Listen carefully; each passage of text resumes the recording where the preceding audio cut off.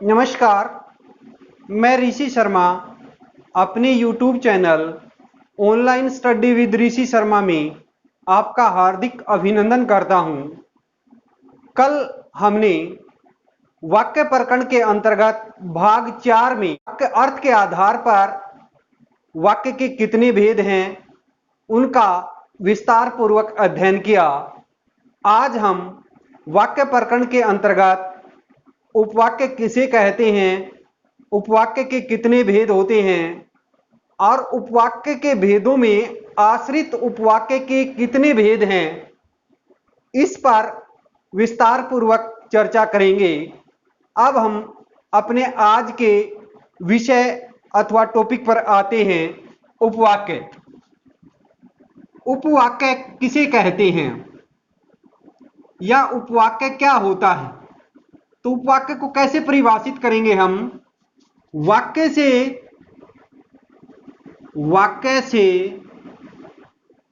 छोटी इकाई, वाक्य से छोटी इकाई उपवाक्य कहलाती है। वाक्य से छोटी इकाई उपवाक्य कहलाती है या वाक्य से छोटी इकाई को क्या कहते हैं? उपवाक्य कहते हैं। उपवाक्य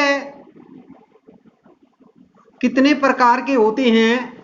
उपवाक्य दो प्रकार के होते हैं। उपवाक्य दो प्रकार के होते हैं।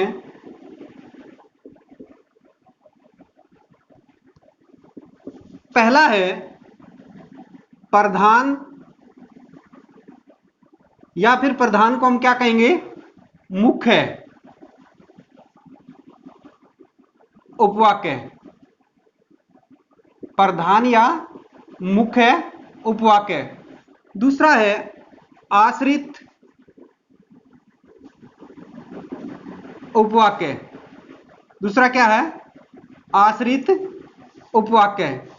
फिर हम प्रधान उपवाक्य क्या होता है या मुख्य उपवाक्य क्या होता है और आश्रित उपवाक्य क्या होता है, इसको परिभाषित करेंगे। तो पहला लेते हैं हम प्रधान या मुख्य उपवाक्य। तो प्रधान या मुख्य उपवाक्य क्या होता है, इसको हम कैसे परिभाषित करेंगे? जो उपवाक्य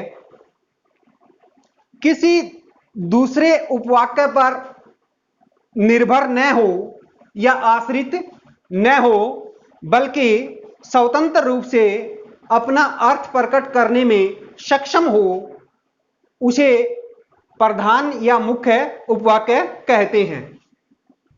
जैसे लिखेंगे हम परिभाषा, जो उपवाक्य या जो वाक्य किसी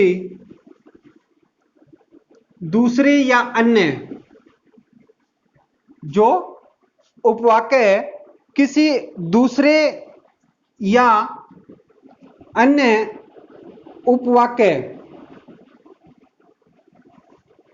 उपवाक्य पर आश्रित या निर्भर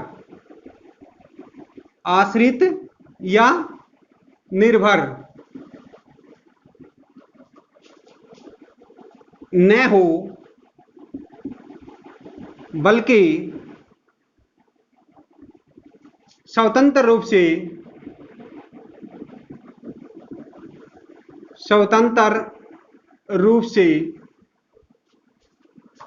अपना अर्थ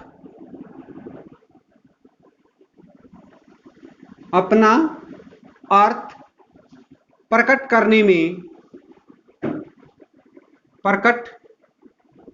करने में सक्षम हो, यानी स्वतंत्र रूप से अपना अर्थ प्रकट कर सके, करने में सक्षम हो, कोमा उसे प्रधान या मुख्य उपवाक्य कहते हैं।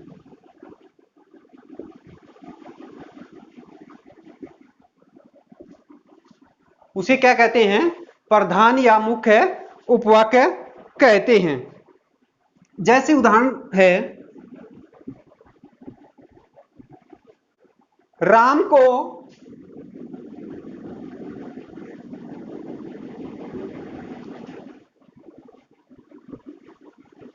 गाड़ी नहीं मिली। राम को गाड़ी नहीं मिली। ये वाक्य स्वतंत्र रूप से अपने पूर्ण अर्थ को अभिव्यक्त या प्रकट करने में सक्षम है या प्रकट कर रहा है, इसलिए ये क्या है? मुख्य या प्रधान उपवाक्य। उपवाक्य का दूसरा भेद है आश्रित उपवाक्य। आश्रित उपवाक्य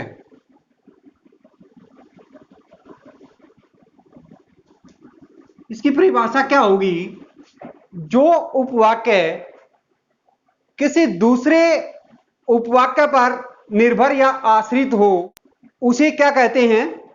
आश्रित उपवाक्य। यानी जो उपवाक्य स्वतंत्र रूप से अपना अर्थ प्रकट करने में सक्षम न हो या अर्थ प्रकट न कर सके, बल्कि किसी दूसरे उपवाक्य की सहायता से अपना अर्थ प्रकट करे, उसे क्या कहते हैं? आश्रित उपवाक्य कहते हैं। लिखेंगे हम, जो उपवाक्य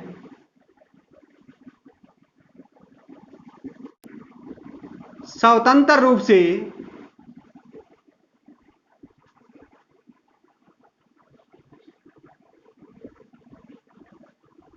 अपना अर्थ जो उपवाक्य स्वतंत्र रूप से अपना अर्थ प्रकट न कर सके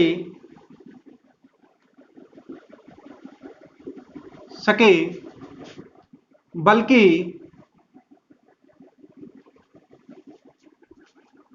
किसी अन्य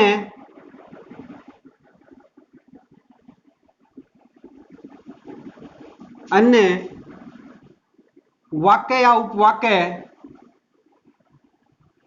की सहायता से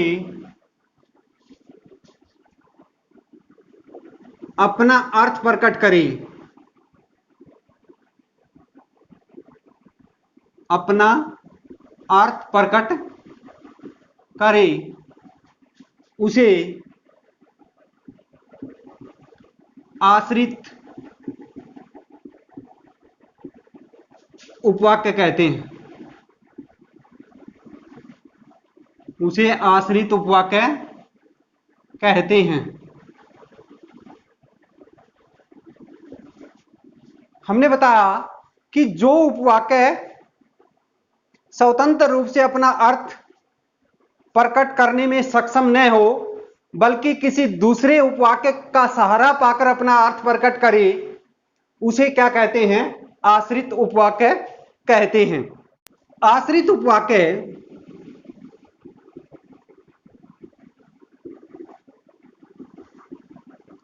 आश्रित उपवाक्य निम्नलिखित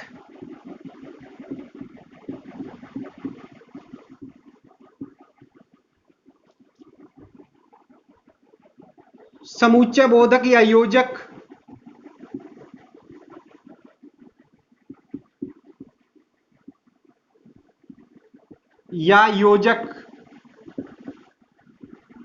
द्वारा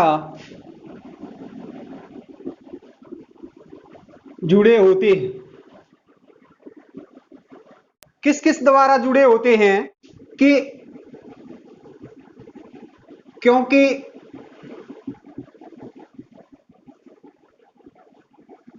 यदि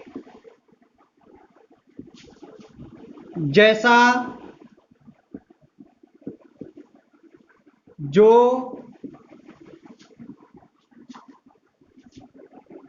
जितना आदि इन योजक या समुच्चय बोधक के द्वारा जुड़े होते हैं। जैसे उदाहरण देखते हैं हम, ऊपर वाले किससे ही जोड़ते हैं हम,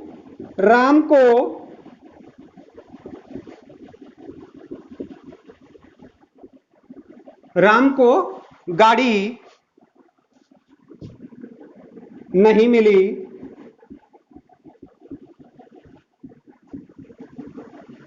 क्योंकि राम को गाड़ी नहीं मिली क्योंकि वह समय पर स्टेशन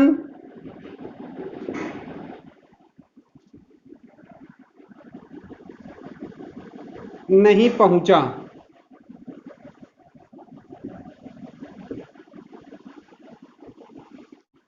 हमने उदाहरण लिखा, जैसे राम को गाड़ी नहीं मिली क्योंकि वह समय पर स्टेशन नहीं पहुंचा।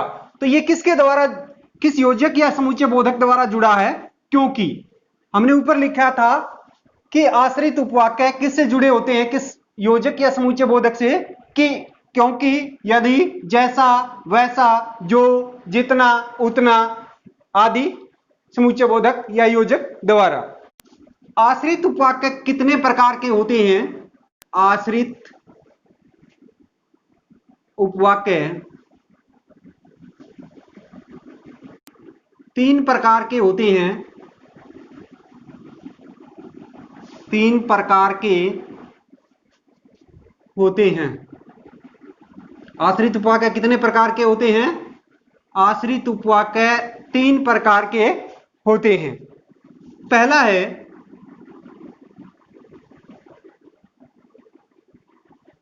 संज्ञा आश्रित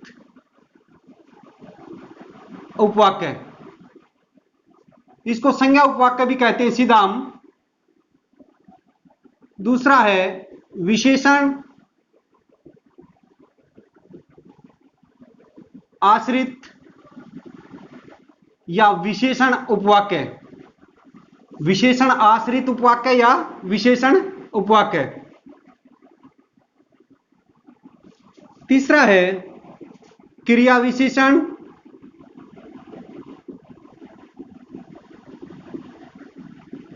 क्रिया विशेषण आश्रित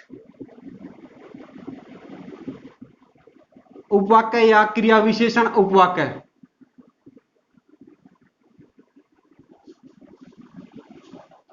तो आश्रित उपवाक्य कितने प्रकार के होते हैं, कितने भेद होते हैं आश्रित उपवाक्य के? 3 होते हैं। पहला है, इसको हम संज्ञा आश्रित उपवाक्य भी कह देते हैं या फिर संज्ञा उपवाक्य सीधा भी। दूसरा है विशेषण उपवाक्य भी कहते हैं या विशेषण आश्रित उपवाक्य। तीसरा है क्रिया विशेषण आश्रित उपवाक्य कहते हैं या फिर सीधा क्रिया विशेषण उपवाक्य। पहला लेते हैं हम संज्ञा उपवाक्य। तो संज्ञा उपवाक्य क्या होता है, इसकी परिभाषा क्या होगी? जो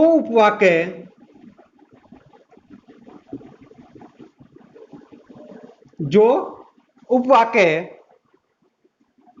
वाक्य में, जो उपवाक्य वाक्य में संज्ञा का कार्य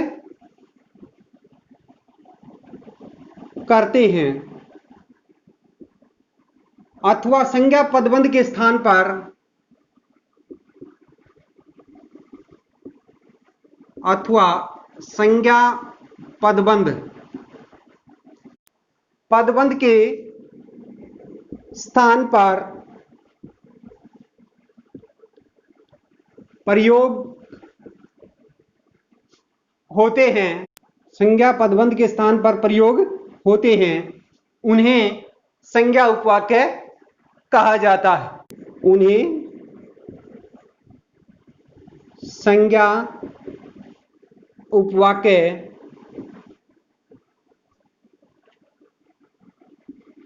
कहा जाता है। जो उपवाक्य वाक्य में संज्ञा का कार्य करते हैं अथवा संज्ञा पदबंध के स्थान पर प्रयोग होते हैं उन्हें क्या कहा जाता है? संज्ञा उपवाक्य कहा जाता है। या हम इसको ऐसे भी कह सकते हैं, संज्ञा उपवाक्य वह उपवाक्य होता है जिसका प्रयोग प्रधान उपवाक्य की संज्ञा के स्थान पर होता है। संज्ञा उपवाक्य वह उपवाक्य होता है जिसका प्रयोग प्रधान उपवाक्य की संज्ञा के स्थान पर होता है, वो भी उसे भी क्या कहते हैं? संज्ञा उपवाक्य ही कहते हैं। पहचान यानी संज्ञा उपवाक्य की क्या पहचान होती है, किसके द्वारा हम पहचानेंगे?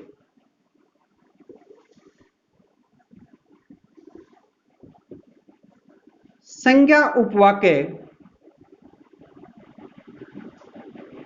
की योजक या समुच्चय बोधक की योजक या समुच्चय बोधक से जुड़े होते हैं, से जुड़े होते हैं। संज्ञा उपवाक्य किससे जुड़े होते हैं? कि योजक या समुच्चय बोधक से जुड़े होते हैं। किससे? की। लेकिन कहीं कहीं इसकी योजक का या समुच्चय बोधक का लोप भी हो जाता है। जब संज्ञा उपवाक्य वाक्य के प्रारंभ में यानी आदि में, शुरू में आ जाता है तो वहां की समुच्चय बोधक का क्या हो जाता है? लोप भी हो जाता है। कहीं कहीं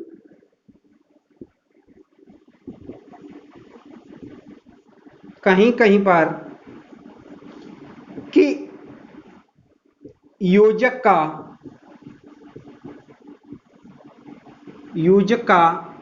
लोप भी हो जाता है, हो जाता है। ये क्या लिखा हमने? कहीं कहीं पर कि योजक का लोप भी हो जाता है। जब संज्ञा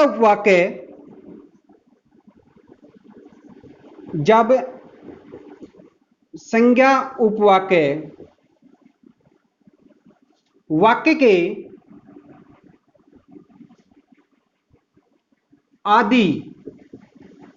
आदि यानी आरंभ में आ जाता है तो क्या, जब संज्ञा उपवाक्य वाक्य के आदि में या आरंभ में या प्रारंभ में या शुरू में आ जाता है तो कि योजक की आवश्यकता नहीं पड़ती, यानी कि योजक का प्रयोग करना नहीं पड़ता, की आवश्यकता नहीं होती। प्रारंभ में तो हमने कहा कि संज्ञा उपवाक्य की योजक से जुड़ा होता है। कि से पहले हम जैसे उदाहरण देखते हैं,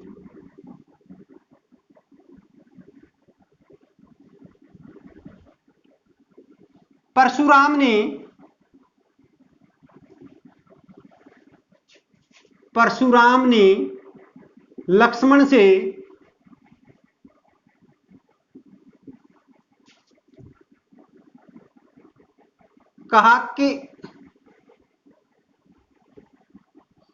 कहा कि तुम अबोध बालक हो।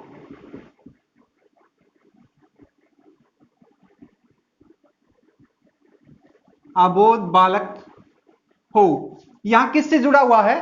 कि योजक से। तो ये क्या है?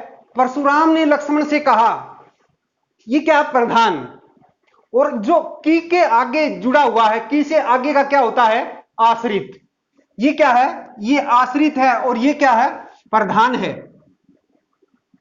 अब हम कहें कि तुम अबोध बालक हो, इससे क्या नहीं हो रहा, इसका अर्थ स्पष्ट नहीं हुआ, अर्थ प्रकट करने में सक्षम नहीं है। ये किस पे आश्रित, इस पे है, निर्भर है, प्रधान उपवाक्य के ऊपर निर्भर है या आश्रित है।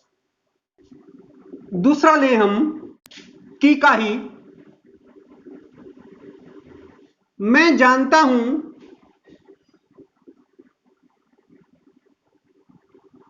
कि मोहन सत्यवादी है। मोहन सत्यवादी है या सत्य बोलने वाला है।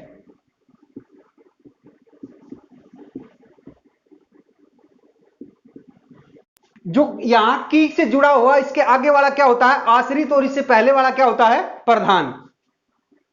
अब हमने कहा कि कहीं कहीं इसका की का लोप भी हो जाता है, और जब संज्ञा उपवाक्य वाक्य के आदि या प्रारंभ में आता है तो वहां की का प्रयोग नहीं होता, योजक का, की योजक का। जैसे हम इसको भी उदाहरण द्वारा देखते हैं। मुझे पता था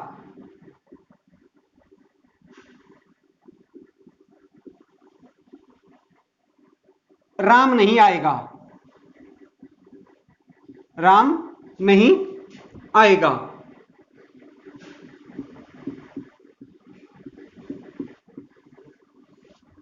यहां की का प्रयोग तो दिखाई नहीं दे रहा, लेकिन सेंस वाक्य की क्या बताती है कि यहां की योजक है।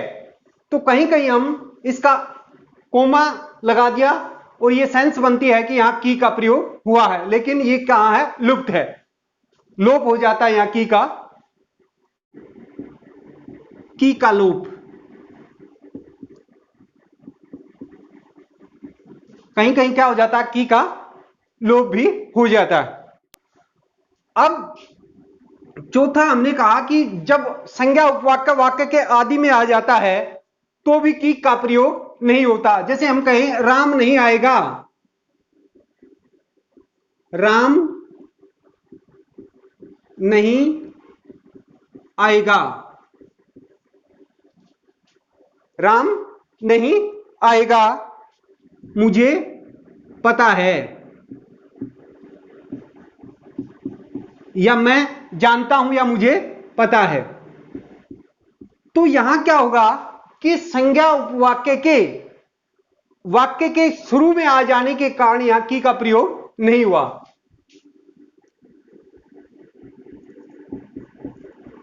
संज्ञा उपवाक्य के वाक्य के आदि या आरंभ में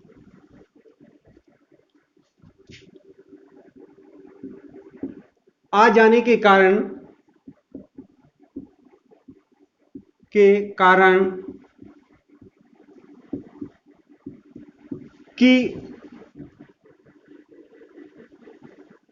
का प्रयोग नहीं हुआ। इस वाक्य में क्या है कि संज्ञा उपवाक्य जब वाक्य के आदि में आ गया, प्रारंभ में आ गया, तो की का प्रयोग नहीं होता। एक और है, आप यहां के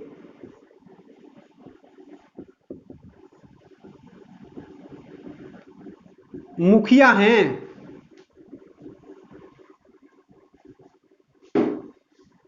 आप यहां के क्या हैं, मुखिया हैं। यह कौन नहीं जानता,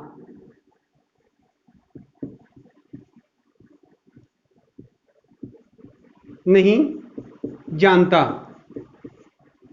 अब ये क्या है, ये प्रधान वाक्य है। यहां क्या आ गया, आश्रित जो संज्ञा उपवाक्य है वो कहां गया, वाक्य के आरंभ में आ गया, इसलिए यहां की का प्रयोग, की योजक का प्रयोग नहीं हुआ। तो यहां ये क्या है, ये आश्रित है और ये प्रधान।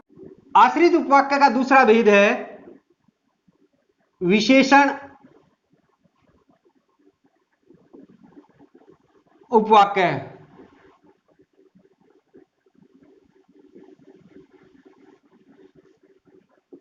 तो विशेषण उपवाक्य को परिभाषित कैसे करेंगे हम। जो उपवाक्य वाक्य में प्रयुक्त संज्ञा अथवा सर्वनाम पद की विशेषता बताते हैं, कोमा उन्हें क्या कहते हैं? विशेषण उपवाक्य कहते हैं। लिखेंगे हम, जो उपवाक्य वाक्य में प्रयुक्त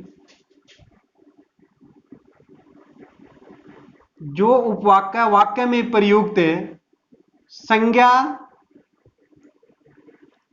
या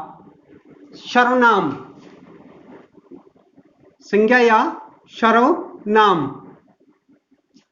पद की विशेषता बताते हैं,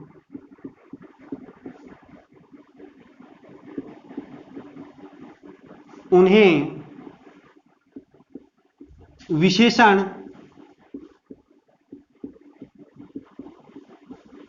उपवाक्य कहते हैं। उन्हें विशेषण उपवाक्य कहते हैं। अब इसकी पहचान लिखते हैं हम, जैसे किन के द्वारा पहचान होती है विशेषण उपवाक्य की?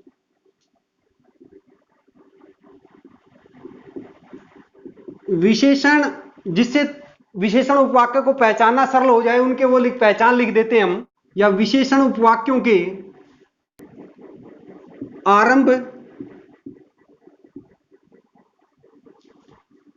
या शुरू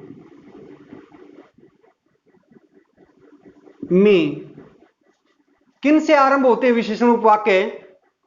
जो, या फिर जो के जैसे हम कहें विभिन्न रूप, जो, जिससे, जिसके लिए, जिसका, जिसमें, जितना। विशेषण उपवाक्यों के आरंभ में या शुरू में जो अथवा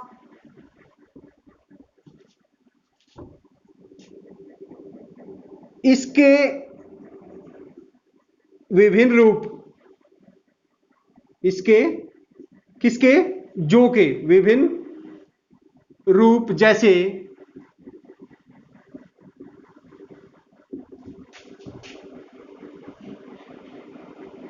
जितना, जिसे, जिसका,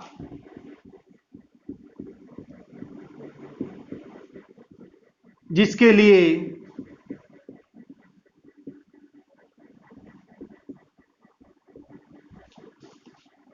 जो के विभिन्न रूप कौन से हैं? जितना, जिसे, जिसका, जिसके लिए, जहां, जैसा आदि। ये क्या होते हैं? इनसे प्रारंभ में आते हैं ये विशेषण उपवाक्यों के आरंभ में जो अथवा इसके विभिन्न रूप, जैसे जितना, जिसे, जिसका, जिसके लिए, जहां, जैसा आदि आते हैं।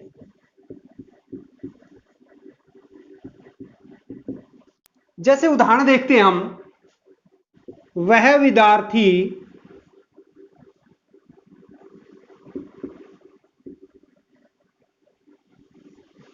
विद्यार्थी पकड़ा गया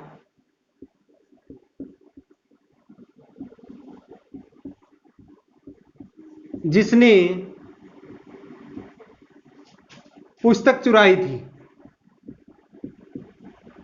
पुस्तक चुराई थी। तो हमने कहा था जिसने, जिसका, जिसके लिए, जिसमें, जहां, जैसा, ये प्रयोग होते हैं। इससे आगे वाला क्या है?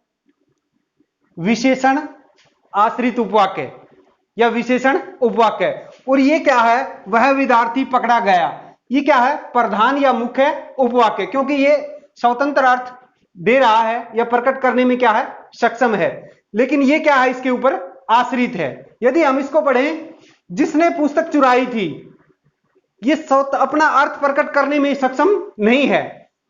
इसी के माध्यम से मुख्य उपवाक्य के ऊपर क्या करता है, ये आश्रित है या निर्भर है। इसका अर्थ, जो पैसे मुझे मिले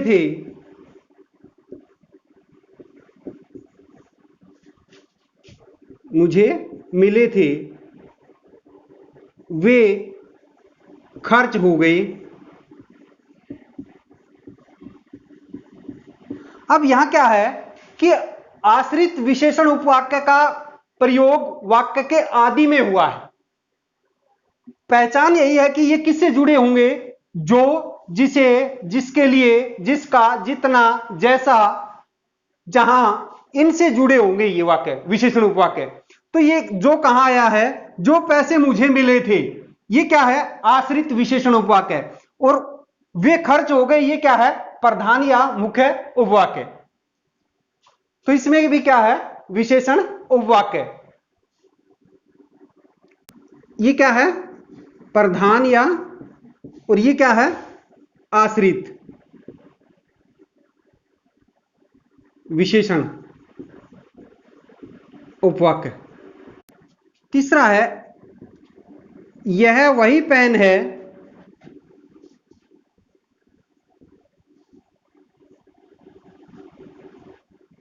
यह वही पेन है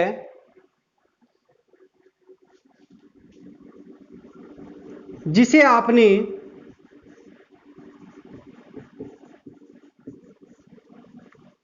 मुझे दिया था, जिसे आपने मुझे दिया था। तो जिसे आ गया, जिससे आगे ये क्या है, ये आश्रित उपवाक्य है, आश्रित विशेषण उपवाक्य। और ये पहला, यह पेन वही है, ये क्या है, प्रधान वाक्य या उपवाक्य। मैं वे रुपए नहीं लूंगा जो दान दे चुका हूं या दान दे दिए, जो दान दे चुका हूं या दान दे दिए हैं। तो जो दान दे चुका हूं या जो दान दे दिए हैं, ये क्या है, जो से आ गया तो क्या है, ये आश्रित विशेषण उपवाक्य है। और जो मैं वे रुपए नहीं लूंगा, ये क्या है, ये अपना अर्थ पर स्वतंत्र रूप से प्रकट करने में सक्षम है, इसलिए ये क्या है, मुख्य या प्रधान। और ये क्या है, इसके ऊपर आश्रित, इसलिए ये क्या है, आश्रित विशेषण उपवाक्य। जो फसल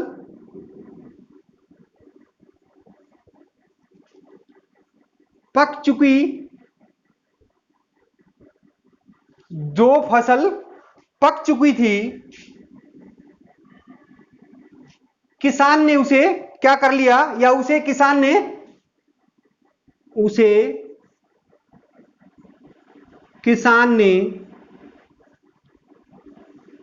काट लिया।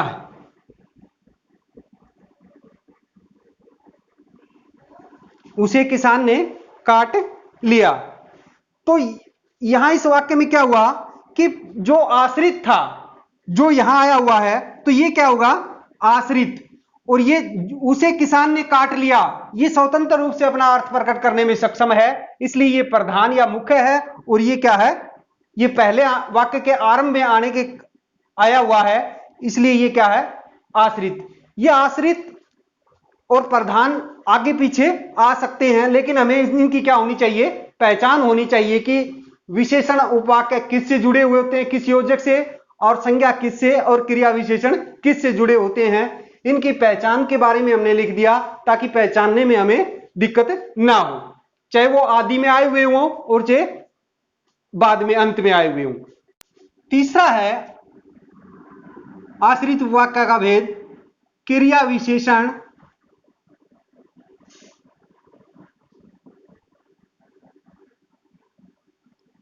उपवाक्य या आश्रित उपवाक्य।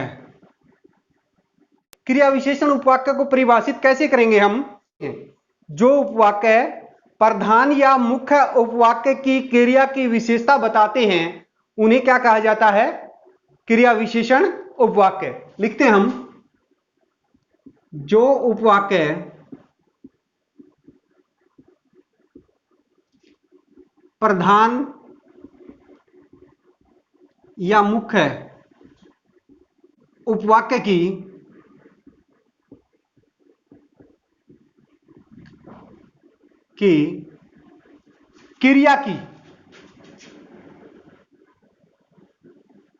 क्रिया की विशेषता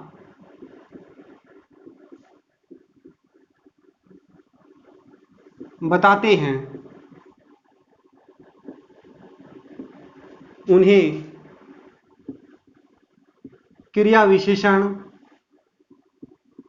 क्रिया विशेषण उपवाक्य कहते हैं। क्रिया विशेषण उपवाक्य कहते हैं। जो उपवाक्य प्रधान या मुख्य उपवाक्य की क्रिया की विशेषता बताते हैं उन्हें क्या कहते हैं? क्रिया विशेषण उपवाक्य कहते हैं। इनकी पहचान है, क्रिया विशेषण उपवाक्य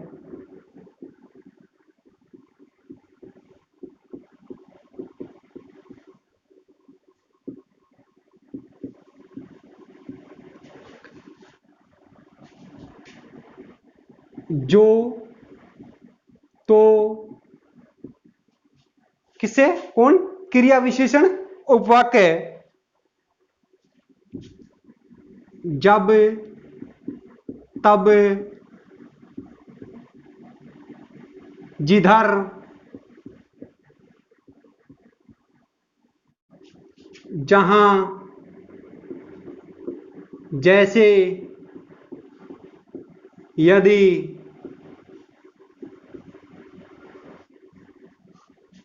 आदि योजक से जुड़े होते हैं।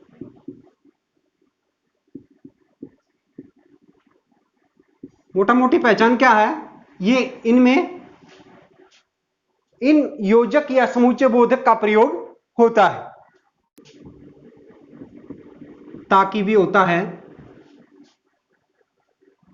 जैसे उदाहरणों द्वारा देखेंगे हम।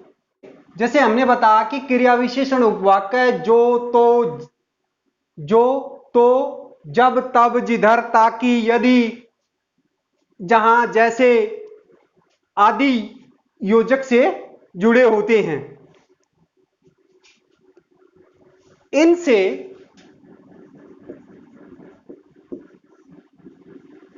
किनसे? इन योजकों से या इन समुच्चय बोधक से क्रिया के घटित होने के स्थान, परिमाण क्या होती है? मात्रा, समय, रीति, क्या? स्थान, परिमाण, समय, रीति, कारण, शर्त आदि का क्या होता है? बोध होता है।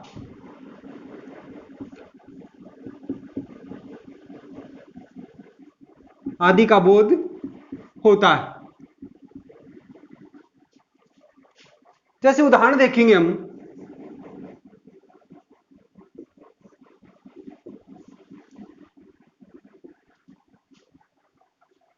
क्या बता? पहचान क्या है क्रिया विशेषण उपवाक्य की? क्रिया विशेषण उपवाक्य जो, तो, जब, तब, जिधर, ताकि, जहां, जैसे, यदि आदि योजक से जुड़े होते हैं। ये योजक क्या बताते हैं? इनसे क्रिया के घटित होने के समय, स्थान, परिमाण क्या होती है? मात्रा, समय, रीति, शर्त और कारण इनका बोध होता है। जिसे पहला लिखते हैं, यदि वह मेहनत या परिश्रम करता, यदि वह मेहनत करता तो अवश्य सफल होता, अवश्य सफल होता। तो यहां तो से जुड़ा हुआ होता है, तो ये क्या है? आश्रित क्रिया विशेषण उपवाक्य, और ये क्या है? प्रधान। ये क्या है? आश्रित क्रिया विशेषण उपवाक्य, और ये क्या है? प्रधान। किससे जुड़ा हुआ होता है? इससे क्या है? ये शर्त का बोध होता है। किसका बोध हुआ? शर्त का। दूसरा हम वाक्य लें, जैसा वह गाती है वैसा, जैसा वह गाती है वैसा कोई नहीं गाता, या अन्य कोई नहीं गाता। तो ये क्या है? ये इसमें जैसा वह गाती है, जैसा आया ना, ऊपर बताया था हमने जैसा जहां, तो यहां क्या आ गया? ये क्या है? आश्रित क्रिया विशेषण, और ये क्या है? प्रधान। इसमें किसका पता चला? रीति का, रीति का बोध हुआ। तीसरा हमने लिया, मैं गा नहीं सकता, मैं गा नहीं सकता क्योंकि, क्योंकि मेरा गला खराब है, मेरा गला खराब है। तो इसमें किसका बोध हुआ? कारण का पता चला हमने। किसका? कारण का। ये क्या है? मैं गा नहीं सकता, ये पूर्ण अर्थ की अभिव्यक्ति कर रहा, अर्थ को प्रकट कर रहा है, इसलिए क्या है? प्रधान। और मेरा गला खराब है, इसमें किसका बोध हुआ? कारण का बोध हुआ, क्योंकि ये किससे जुड़ा हुआ है? ये आश्रित होगा और ये प्रधान होगा, क्योंकि आ गया। जब मैं स्टेशन पहुंचा, गाड़ी जा चुकी थी, जा चुकी थी। जब मैं स्टेशन पहुंचा, गाड़ी जा चुकी थी। तो इसमें किसका बोध हुआ? यहां ये क्या है? जब से शुरू हो गया, जब तब आया, तो ये क्या है? आश्रित क्रिया विशेषण उपवाक्य, और ये क्या है? प्रधान। तो इसमें किसका बोध हुआ? समय का। किसका बोध हुआ? समय का। ये समुच्चय बोधक किसका बोध कराते हैं? समय का, स्थान का, कारण बताते हैं, रीति बताते हैं, शर्त का। जहां एक और लेते हैं, जहां वह रहता है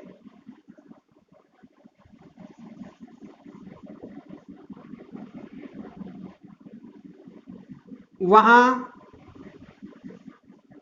एक मंदिर है, एक बगीचा है, भी कह सकते हैं एक मंदिर है। तो यहां ये आया जहां, तो ये क्या है? क्रिया विशेषण उपवाक्य। और इसमें का किसका पता चला? स्थान का बोध हुआ। किसका हुआ? स्थान का। इस प्रकार वाक्य प्रकरण के अंतर्गत हमने उपवाक्य, उपवाक्य के भेद और उसमें आश्रित उपवाक्य भेदों का अध्ययन किया। आशा है आपको समझ में आया होगा। धन्यवाद।